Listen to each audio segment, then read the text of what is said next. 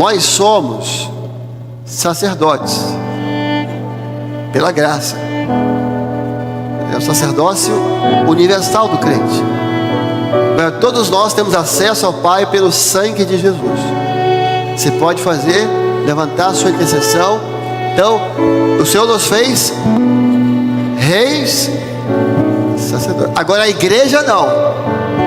A igreja, ela é a nação sacerdotal. É diferente. Nação eleita, sacerdócio real, um povo especial do Senhor. A igreja é nação, não é pátria, é nação. Então, quando você, como crente, como sacerdócio, como sacerdote, você entra, vale muito. Agora, quando a igreja ela entra numa intercessão, o peso é outro. Porque a igreja, ela é uma instituição bíblica. Então, quando ela entra, ela tem um peso da palavra. A igreja é a instituição do céu. No Velho Testamento, quem era a nação sacerdotal? Quem era? Era Israel. De todas as nações, seus deuses, paganismo, Israel era a nação sacerdotal. Você tinha os sacerdotes, mas Israel tinha essa função, mas perdeu. Agora é a igreja. Então, quando a igreja ela se coloca diante do Senhor, é a nação sacerdotal dele. E é assim que nós vamos nos colocar agora de pé. Esse momento solene. E nós vamos deixar que o Espírito Santo possa interceder por nós e através de nós, por essa geração que está perdida. Como disse o pastor, que o Senhor possa amanhã mudar a agenda de muitas pessoas. Que onde tiver a igreja, ali tem salvação. Podemos cantar esse louvor. Com a minha voz, eu clamo ao Senhor. Senhor, assentados, nós vamos deixar uma breve palavra. Nós vamos ler 2 textos aqui. Pode colocar primeiro o texto de Lucas 18. Isso. Aí está projetado? Tá, né? Não, é o versículo 18. Lucas 18 primeiro. Lembra que eu te falei? Isso. E perguntou-lhe um certo príncipe, dizendo: Bom mestre, que hei de fazer para herdar a vida eterna? Agora 22. E quando Jesus ouviu isso, disse-lhe: Ainda te falta uma coisa.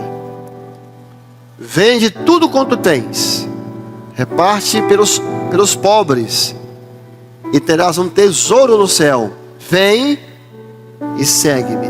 Agora outro texto em João capítulo 6. Puder colocar. Está aqui um rapaz que tem 5 pães de cevada e 2 peixinhos. Mas que é isto para tantos? O texto fala de 2 rapazes. O primeiro que nós lemos traz muitas informações sobre ele. Que era príncipe, que era um homem, que era um menino, um jovem, um rapaz de boa índole, que não matava, não roubava, não mentia, não dava falso testemunho, que era rico. Tem muitos detalhes sobre ele. O outro, o que estava com os pães, não fala nada, não dá nenhuma informação sobre ele. Mas dá a informação mais importante: ele tinha escolhido servir a Jesus. Ele tinha escolhido estar com o Senhor. Enquanto o outro tinha tantas coisas, mas fez a sua escolha. O de cá, o do pão, era um rapaz que servia a Jesus. Era um rapaz que estava com Jesus. Seja esse rapaz. Não importa o que você é ou deixou de ser, Não importa como você veio, se veio de trem, se veio de metrô, se veio de carro, se veio de ônibus. O que importa é que você está com Jesus. Porque em relação às coisas espirituais, é a única coisa que importa, porque Jesus é tudo para nós. É tudo.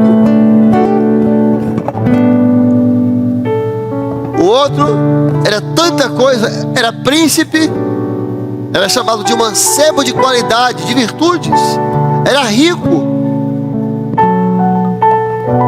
Que adianta ganhar o mundo inteiro e perder?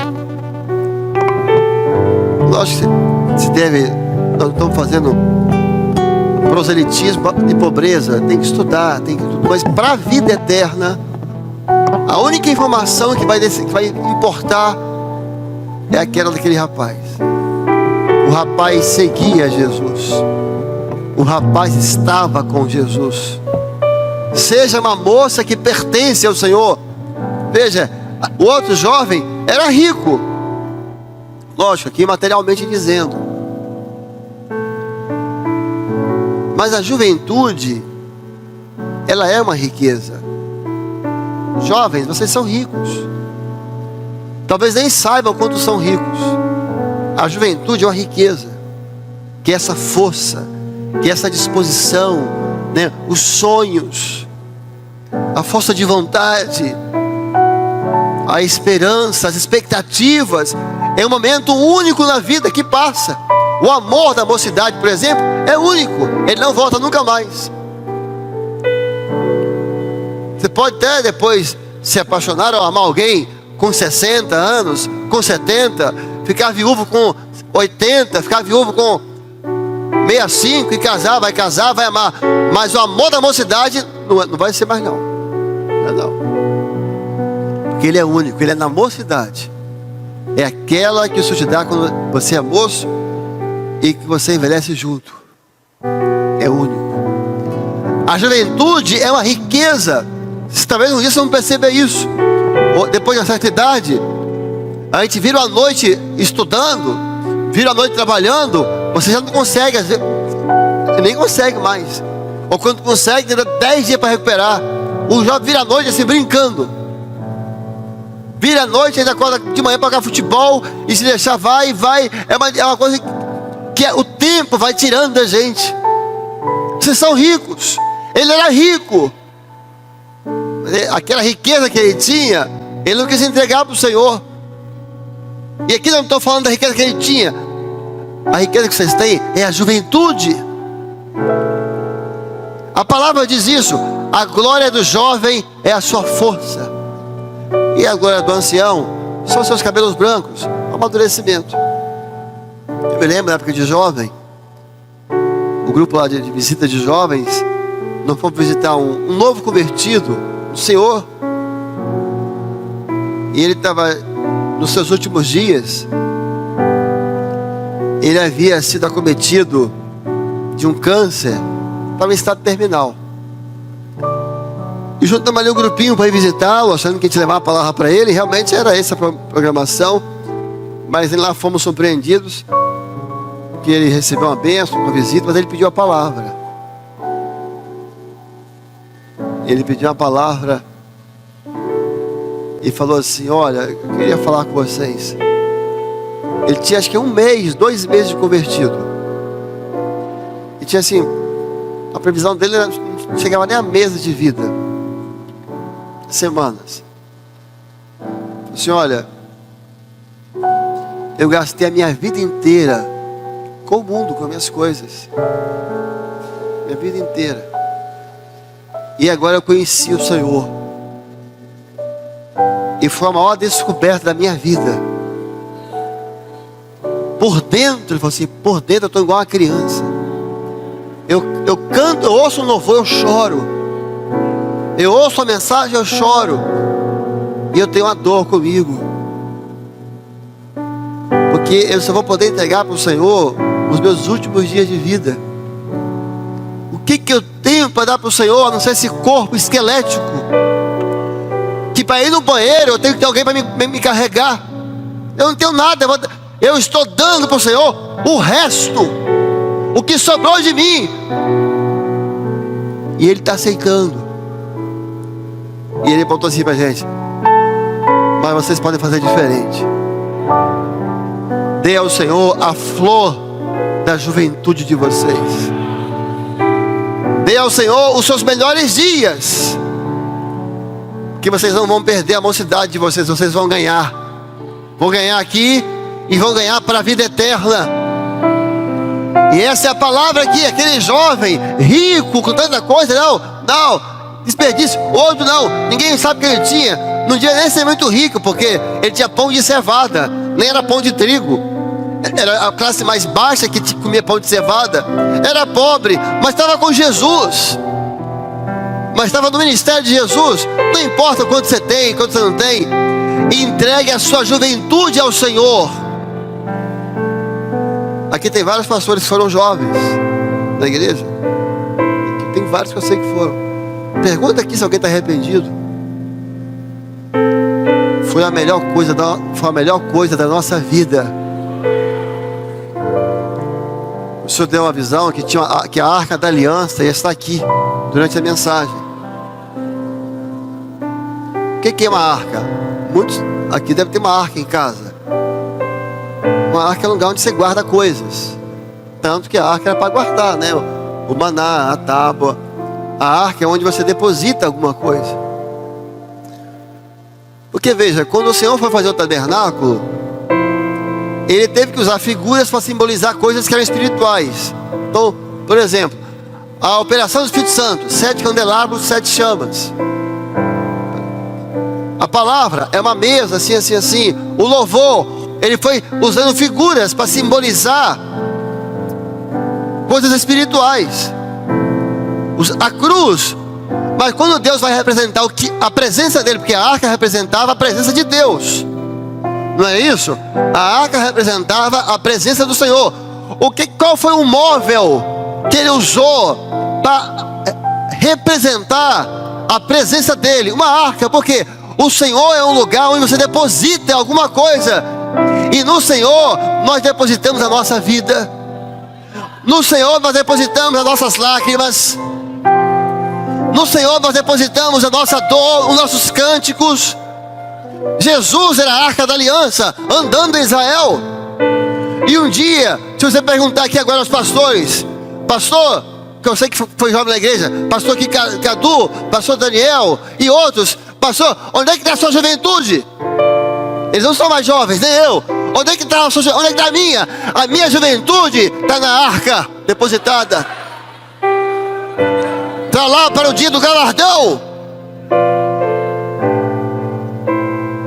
Muitos vão deixar a juventude no mundo das noites.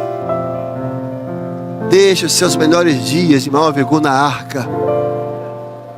E um dia haverá glória. E um dia haverá galardão. Quando Jesus fala com aquele jovem, ele por certo não entendeu a palavra de Jesus, porque o Senhor, o alcance é muito acima.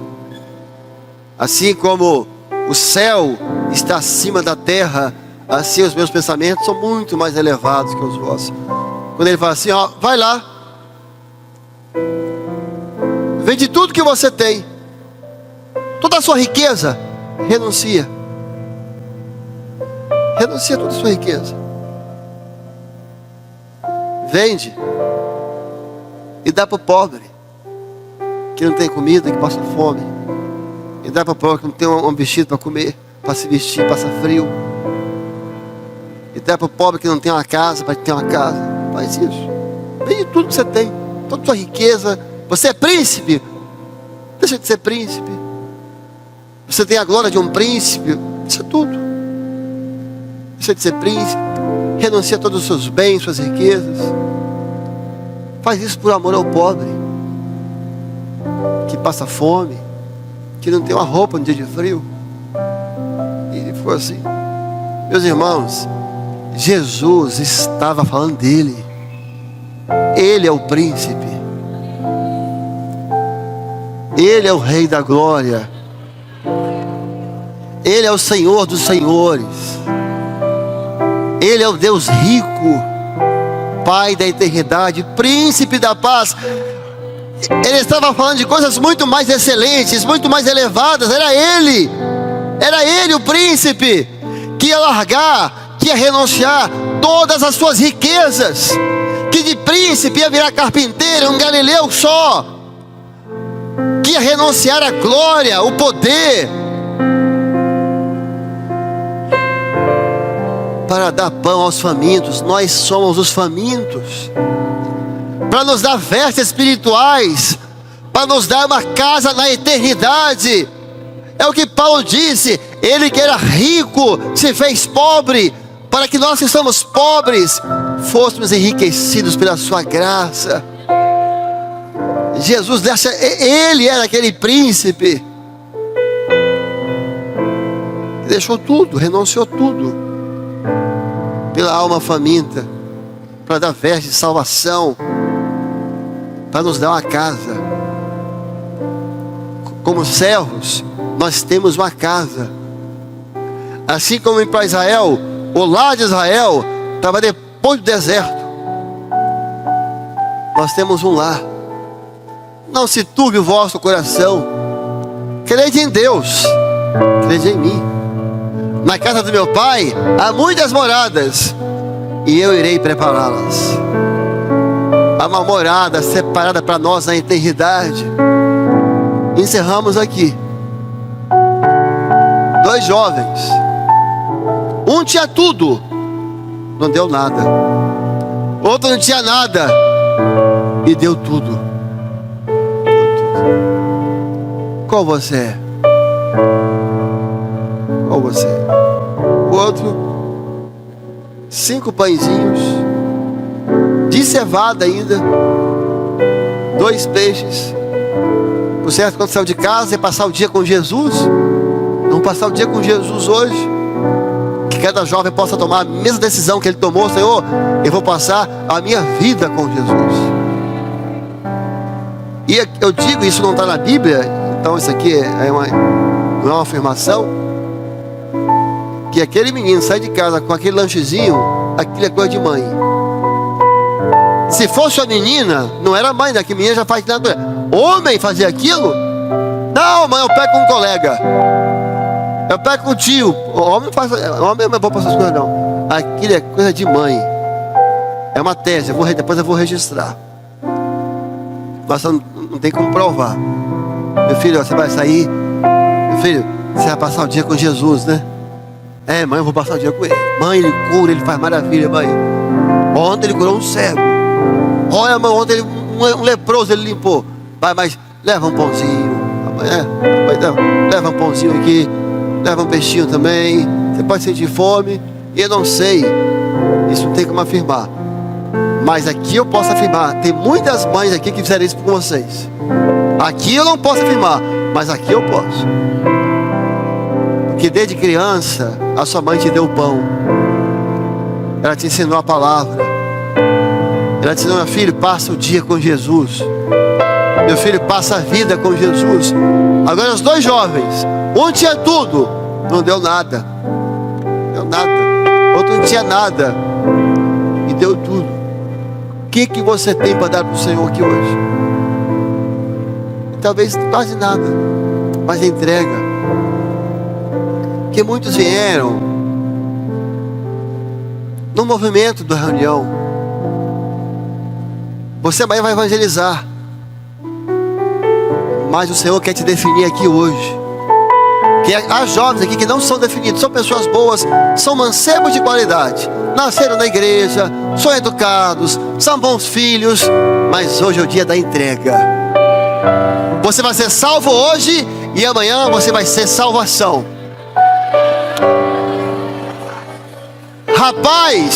O rapaz, o que ele tinha? Tão pouco. O que você tem, rapaz?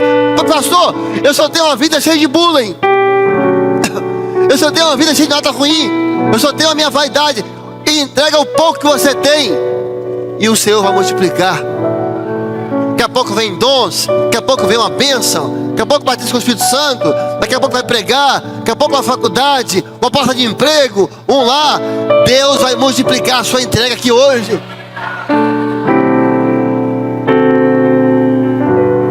aqueles que vieram no seu coração. Você foi convidado, você veio, mas você não tem dessa definição, essa entrega. E agora? Que amanhã você vai acordar diferente. Dependendo daqui agora. Nós vamos ter um louvor agora. E aqueles que desejarem, vão estar de pé, vão estar se entregando ao Senhor. Senhor, eu só tenho aqui 5 pãezinhos, é tão pouco. Olha, Deus usa o nada. O Senhor não usa homem cheio de si mesmo. Mas eu tenho muito. Eu nem sei se o Senhor aceita se você falar isso com ele. A palavra fala assim: aquele que pensa ser alguma coisa, não sendo nada. Então a palavra afirma que nós não somos nada. Ah, você faz USP? Ah, você mora... Você não é nada. Eu não sou nada. Sem Jesus, eu não sou nada. E quem afirma é a Bíblia: aquele que pensa ser alguma coisa, não sendo nada. Você é um nada, você é um sopro. A palavra fala assim, que a vida é um sopro. A palavra sopro no hebraico e vaidade é a mesma. A vida é um sopro, a vida é uma vaidade. A vida é só uma vaidade. Mas sabe o mais incrível? Deus usa o nada. E do nada Ele fez tudo. Deus ama o nada. Deus quer o nada. Deus não quer o soberbo. Ele não quer o vaidoso. Ele não quer o pedante, o altivo. Na verdade, o profeta fala assim: nós somos menos que nada. Você tem que escolher entre Paulo e o profeta. Eu concordo mais com o profeta. Se a gente fosse nada, a gente era neutro. E muitas vezes a gente até atrapalha. Diz o profeta: nós somos menos que nada. Você não é nada, eu não sou nada. Mas se você tiver Jesus aqui hoje, você vai ter tudo. Porque Jesus é tudo. Entrega o nada, e Deus vai usar o nada e vai fazer tudo na sua vida.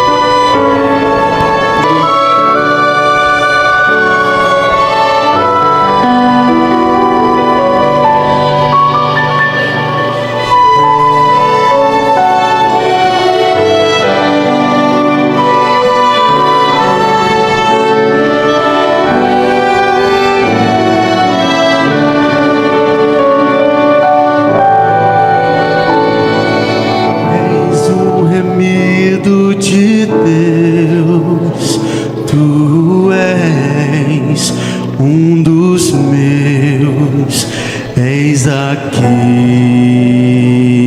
a quem escolhi.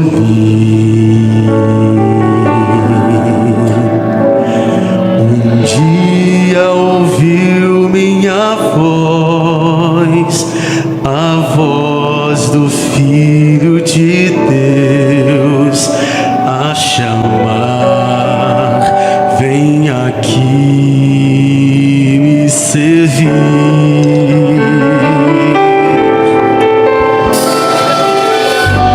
Senhor, nada tenho pra te oferecer. Sabes o que sou, sabes quem sou eu.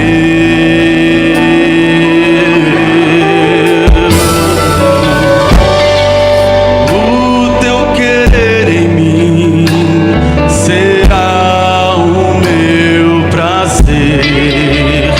Teus mistérios